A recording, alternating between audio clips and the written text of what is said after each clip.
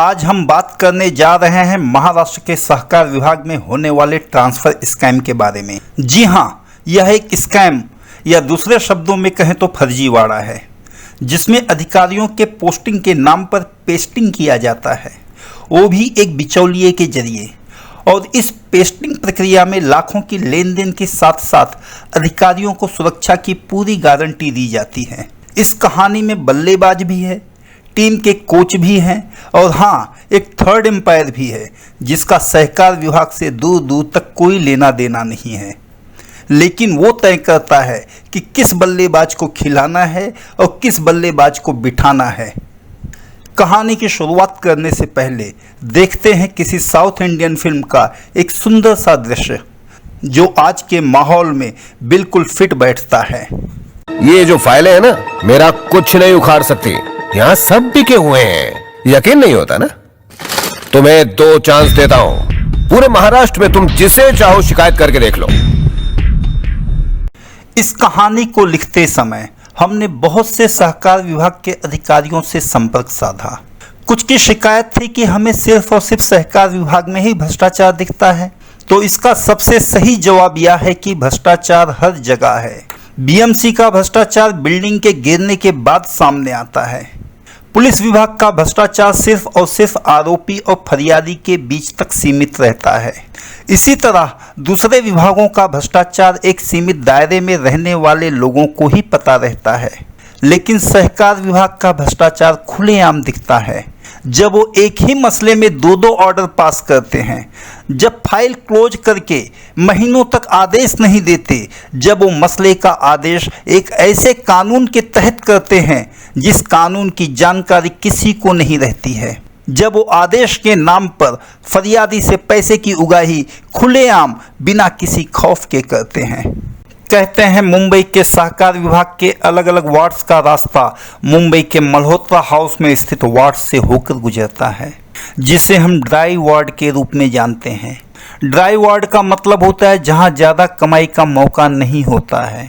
ठीक उसी तरह एसएम पाटिल की पहली पोस्टिंग 2005 में मुंबई के डी वार्ड में हुई और वहां से एसएम पाटिल ने मुंबई के उन वार्ड्स में पोस्टिंग लेने का अपना रास्ता साफ कर लिया जहां वो मोटी कमाई कर अपनी अगली पोस्टिंग सुनिश्चित कर सके, और वो सफल भी रहा। जब उसकी पोस्टिंग 2008 में मुंबई के आर वार्ड में हुई, तब उसने भ्रष्टाचार की सारी हदें पार कर दी। सहकारी संस्थाओं या उससे जुड़े डेवलपर से एसएम पाटिल ने 3,000 से 5,000 रुपया पर मेंबर के हिसाब से लेकर सोसाइटी रजिस्ट्रेशन सर्टिफिकेट बिना किसी जरूरी कागजातों के पैम्पलेट की तरह बांटा। अगर सहकार विभाग के अधिकारियों को इस कलाकार के बारे में ज़्यादा जानकारी लेनी हो तो वो इसके कार्यकाल और आज तक के इसके अगेंस्ट हुए शिकायतों को देखकर संतुष्ट हो जाएं, क्योंकि उसमें एसएम पाटिल के अगेंस्ट हमारी भी कुछ शिकायतें मिलेंगी। 2020 में एसएम पाटिल अपना प्रमोशन करवाकर मुंबई के विभागीय सह निबंधक के पद के लिए एक मजबूत दावेदार था और इसके लिए उसे सपोर्ट चाहिए था सहकार मंत्री के कार्यालय का। इसलिए वो अपना काम धाम छोड़कर दिन भर जीएडी और सहकार मंत्री कार्यालय में अपनी पैरवी करते मंत्रालय में ही नजर आता था। अब प्रमोशन तो हुआ नहीं और ना ही मुंबई के विभागीय सह निबंधक का पद मिला, तो जनाब लगे हैं अपनी कोशिश में और सहकार विभाग में होने वाले पेस्टिंग प्रक्रिया में इस क्रिकेट टीम के कोच बनकर सामने उभरते हुए नजर आ रहे हैं और शायद ये सोच रहे हैं कि अब उनका प्रमोशन हो जाए और एसआरए के जॉइंट रजिस्ट्रार के रूप में उनको पेस्ट कर दिया जाए। 2018 में एक मसले में सरकार ने एक हलफनामा दायर करके यह कहा कि अधिकारियों के तबादले में वो किसी प्रकार का राजनैतिक हस्तक्षेप को संज्ञान में नहीं लेंगे।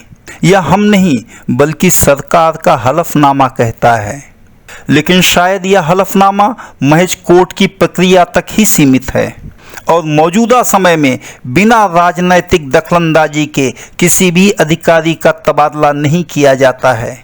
इसके लिए हम आपको 2020 में हुए अधिकारियों के तबादले के बारे में बताएंगे।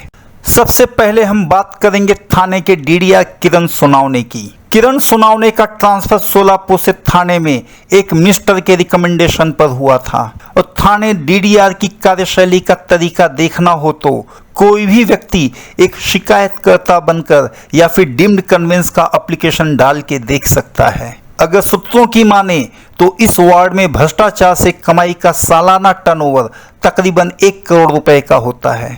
अमरेंद्र भंडारे के बारे में तो हमने पहले ही आपको बता दिया था किस तरह अमरेंद्र भंडारे खुद जाकर माटुंगा और सैन की संस्थाओं से खुली वसूली करता था। 2017 में अपने पिता की बीमारी दिखाकर मुंबई में पोस्टिंग लेने के बाद 2020 आते आते भंडारे को पीठ में दर्द होने लग गया, जिसके इलाज के लिए 14 जनवरी 2020 को भंडारे ने एक मंत्री से रिकमेंडेशन लेकर 2020 में मुंबई में अपनी अगली पोस्टिंग सुनिश्चित कर ली।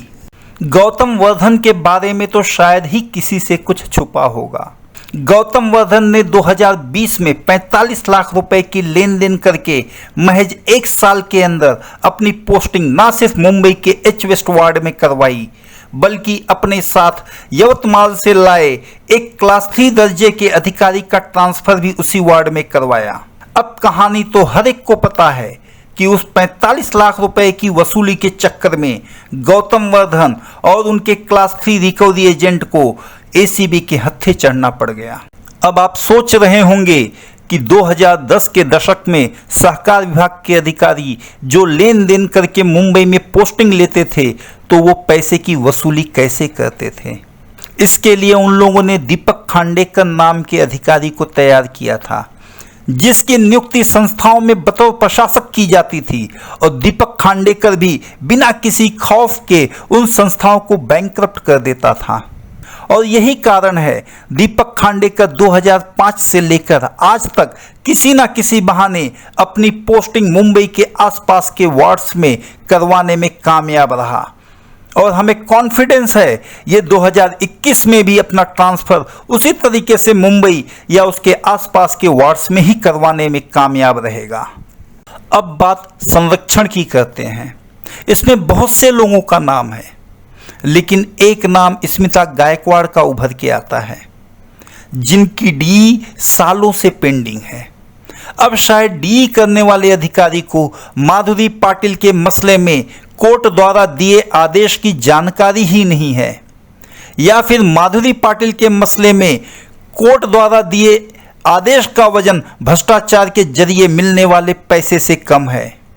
और अगर सहकार विभाग ये कहे कि स्मिता गायकवाड़ के कारनामों की उन्हें जानकारी नहीं है तो बता दे 2018-19 के दरमियान मैडम ने एक रद्द किए गए आदेश को कोर्ट के आदेश के खिलाफ जाकर उसे ही कॉपी पेस्ट करके उस समय के सह निबंधक की जगह अपने हस्ताक्षर कर दिए थे।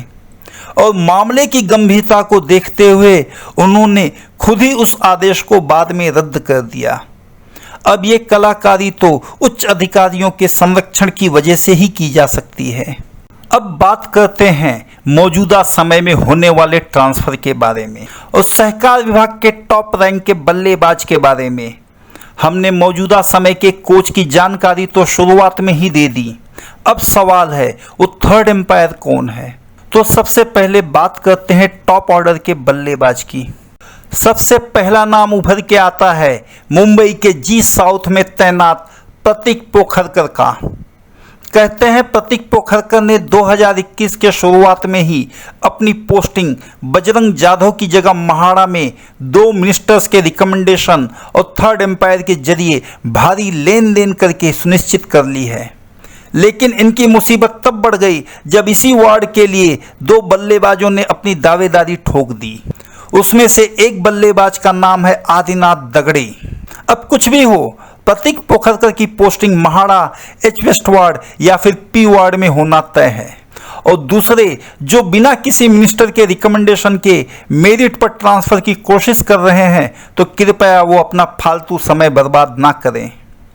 हम आपको एक बात और बताना चाहेंगे, प्रतीक पोखरकर 2020 के ट्रांसफर में थाने डीडीआर पोस्ट के लिए 2 मंत्रियों के रिकमेंडेशन के साथ आगे चल रहे थे, लेकिन ऐन वक्त पर लेन देन में पीछे रह गए और किरण सोनावने थाने डीडीआर की पोस्ट हासिल करने में बाजी मार ले गए। सहकार विभाग के टॉप रैंकिंग में दूसरे बल्लेबाज का नाम आता है महाड़ा में कार्यरत बजरंग जाधव का।